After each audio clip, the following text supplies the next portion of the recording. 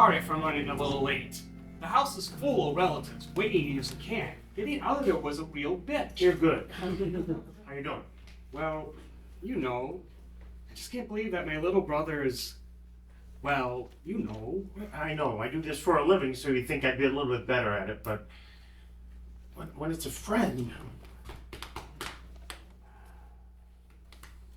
Seriously, man. Thanks for taking care of all the arrangements here. You have got the best damn funeral home in the city, hands down. The biggest success story for our neighborhood.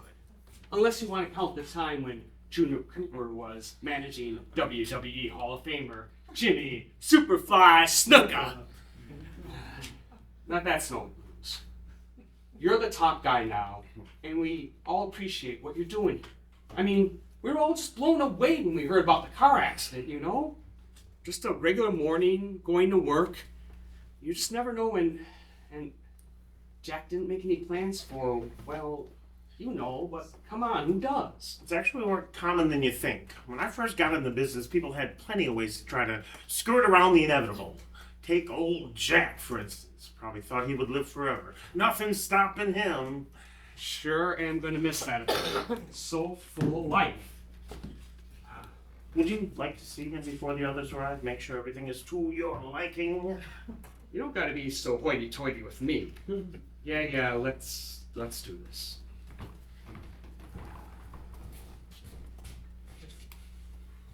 What? It's so quiet, you know? There was always like a buzz when Jack was around. That's what people really loved about him. I remember once when we were all going out. You, me, Jack, Jen, Phil, and I think that dumbass Kevin was hanging around then too. Probably a Friday night, and we all end up at Derry's Pub. Derry's? Oh my God, I haven't thought about that place in ages. What's there now? Oh, remember the smell of cigarettes and fish fry? Yeah, I think it's called the Squires. No, that went in right after Derry's. It's changed hands since then. I think it might be some sort of chain like Jersey Mike's. Jersey Mike's? You're full of shit. It was never Jersey Mike's. Okay, so some chain, I don't know. Yes, some other chain, but not Jersey Mike's. Jesus. Anyway, we were all at Darren's. Same old crowd. But this night, Jack was hell-bent on getting his own way. You remember this? I think so. Was it one of those nights after softball? No, that was summertime. This is later, like fall, when he was all sad over that Goldhammer chick. We were all just coming from work at the foundry. I think you were just getting ready to go back to school, remember? He comes into the bar and slams a few shots of Jameson. If Jack was drinking Jameson, it had to be a payday. Yeah, probably. Anyway, he walked over to the jukebox like he owned the joint. Oh my God, that night! I'll be damned if he didn't just walk right over. And Tracy Goldhammer was there, and she had just broken up with him. He walked right over to the jukebox, unplugged it, and started singing Love Me Tender to Tracy. Down on one knee. Until she finally gives in and starts making out with him. Everyone hooting and hollering. And then they got back together for about a week until she found out that he pulled the same stunt with Cheryl Traeger over at the Beast Whale Karaoke Night. Yeah. What a guy. We would sit down with a couple beers and a basket full of peanuts in the shell and fix all the world's problems. And then he would have a few more beers and have the whole bar full of people doubled over and laughed over some joke. Probably something like a Catholic, a Jew, and a camel walked into a bar. Sounds like old Jack. He was hilarious. Sure was. Yeah.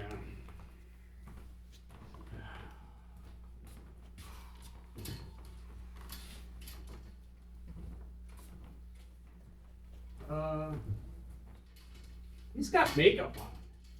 I don't think Jack would be too thrilled about that. But I get it. He looks good. But he was always a good-looking guy. A real lady killer, yes indeed. Hey, remember the time we went to Madison for Halloween? We were walking down State Street and met that group of girls dressed like the Rockettes. By the time we told him our names, he had like 3 of them hanging up. 4. They were crazy for old Jack. Sure were. All right, that is enough. That is not what happened. It had just snowed, and those girls had on their stupid little high-heeled shoes. I was more than happy to lend a hand to keep their asses from falling on the cold, hard concrete, if you know what I mean. Classic Jack. Yes, my name is Jack Payne, and I'm the deceased in this little film.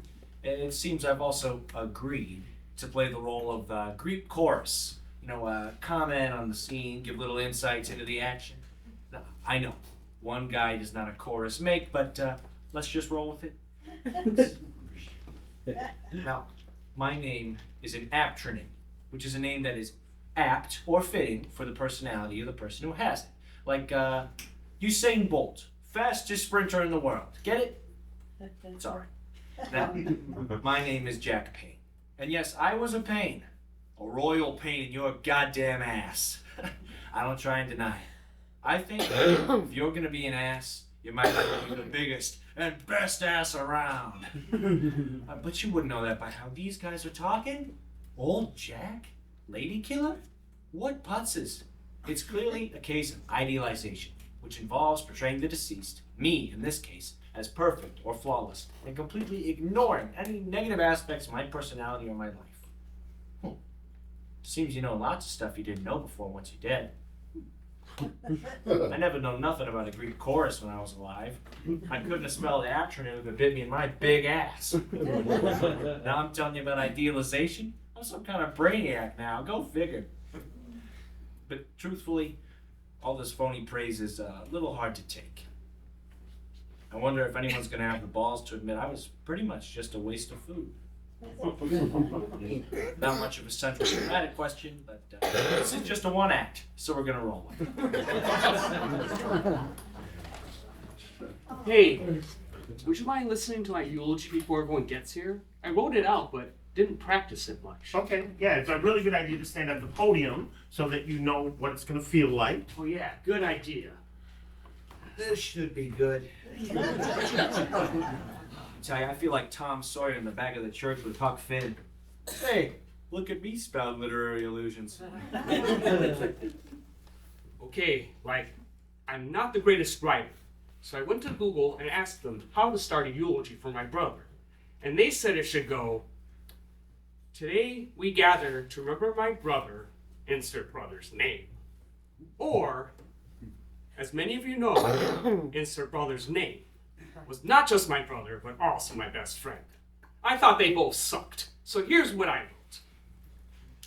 Today we remember my brother, Jack. As many of you know, Jack was not just my brother, but also my best friend. Solid. Genius. As most of you know, Jack was younger than me by 4 years, and those 4 years sometimes made a big difference. Like when he was 4 and I was 8, or when he was 6 and I was 10, or when he was 8 and I was 12, or when he was 16. Hey, Jim. What? I think you might want to tighten that up a little bit. You think so? Okay, we'll try that. Okay, here we go. Today we gather to remember my brother Jack. As many of you know, Jack was not just my brother, but also my best friend. As most of you know, Jack was younger than me by 4 years, and those 4 years sometimes made a big difference. Like when he was 4 and I was 8. Better? Brilliant. Sure. Go on. But when we got older, like when we were 20 and 24, or 21 and 20. You gotta be kidding me! Just leave that 20 and 24, man. Got it. We got older, like when we were 20 and 24. Better. We were inseparable. We were both still living at home, finishing up school, and having a time of our lives. And I know there are a lot of you out there today who know what I'm talking about. Am I right? Right? And then I hold for laughs, right? Practice your stand-up on your own time. I'm dead over here. Sounds like a plan. Okay, here we go. Jack was always life of the party. He always knew what to say when you were down. He was kind, generous, and always had your back. He was always smiling. Now that's just creepy. I mean, what kind of person is always smiling? Jack would do anything for anyone. He was just that kind of guy. Anything? Anyone? Nah. Depends on what she looks like. Honest to God, I'm just glad of the time we had together. All those long afternoons, playing catch, shooting hoops, building stuff in the garage. No matter what, we had that special bond that only brothers can have. You two sure were buds. Sometimes I think of you two as the brothers I never had. Matt, you have 3 brothers? 3! I remember when we would all go fishing. Jack would put the worms on hooks for us, clean the fish we caught, and fry them up in that really good homemade batter. Of course, he never thought to ask for help. He was just that kind of guy. We went fishing twice. First time, we forgot the tackle box. So we went to McDonald's and we got a fillet of fish. Second time, oh my God, we remembered the tackle box. But it rains. So we go back to McDonald's and we get another fillet of fish. No worms, no scales, and a hell of a lot of French fries. All this bullshit talk about how great I am is referred to as classic rosy retrospection. It's a proposed psychological phenomenon which involves viewing one's past life events more positively than they were actually lived. Now, studies do suggest that this can improve one's sense of well-being, a plus. But it's also a cognitive bias which can distort one's view of reality, a minus. In this context, it's really just a coping mechanism for the grieving. Damn, I am smart. We can only be grateful that he, well, you know, Died. doing what he loved best, driving that car of his. And I think I can say we all know what Jack's first love was. Am I right? And then I hold for laughs again, yeah? I think you might want to hold off on the car noises. He did just Die. die in a car accident. Damn O'Reilly's Auto Parts selling meat junk. It rings like a banshee. I don't like how this O'Reilly's messed up windshield wipers. I couldn't see shit. You're right. How about now he's up there changing windshield wipers with God. You can come back to it. Keep going. Okay, I'm almost done. So, in conclusion, Jack is in a better place now. It was meant to be. In other words, it was destiny. He lived his life to the fullest, and he'll be a shining star in the sky tonight. The angels will now be looking down on him. He always chose his own path, and his smile lit up the room. Jen. Oh, hi, Jen. What is that shit? Angels, timing, stars, Jack smiling nice like? Jen. That is not. What part of any of that was about Jack? Hey, he's doing his best, Jen. Yeah, sure. I'm sorry. I'm just. We all are. Would you like to do... Why not? I'm glad to see you, Jen. And Jack would have been glad to see you too. Just keep practicing. You need it. Man, gotta use this. It's down the hallway on your left. Okay.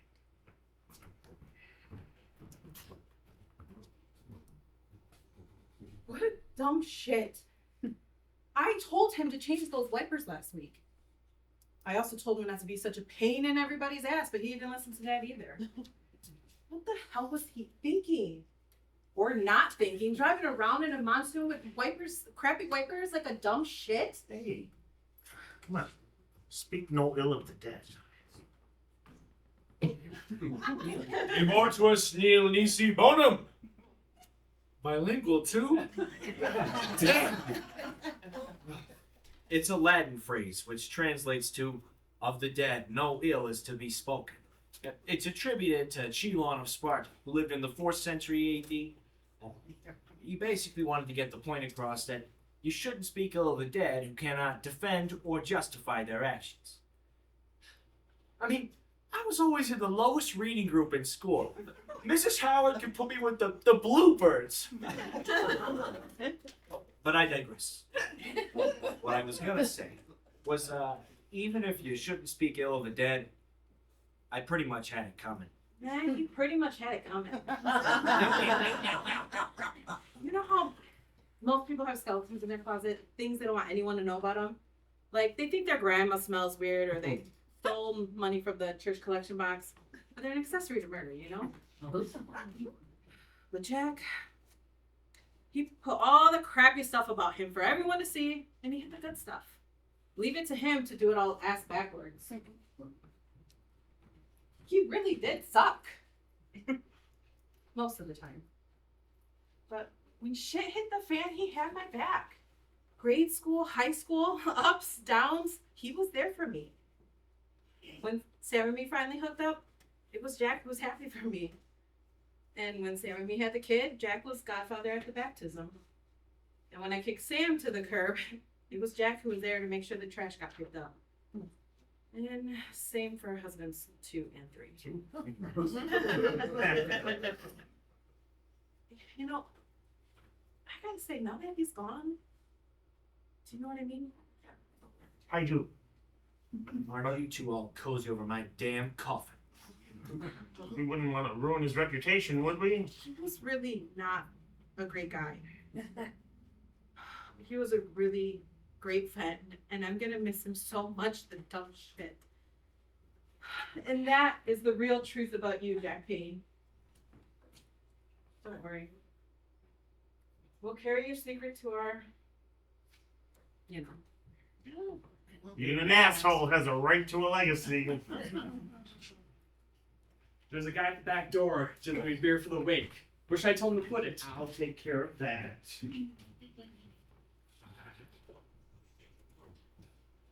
I don't think Jack will be too thrilled about the name. But I get it. He looks good. Yeah, Jimmy. He looks just fine. And you know, I meant it when I said that we would be glad that you're here. Thanks, Jimmy. Hey, Jen, would you mind listening to my speech? You know, like a girl hearing it? Sure, I'll do my best. All set. All right. Hey, would you and Jen both mind listening? You know what? I think if you just fix that part where you had God doing small repairs on Jack's car. Nah, I want to hear it from the top.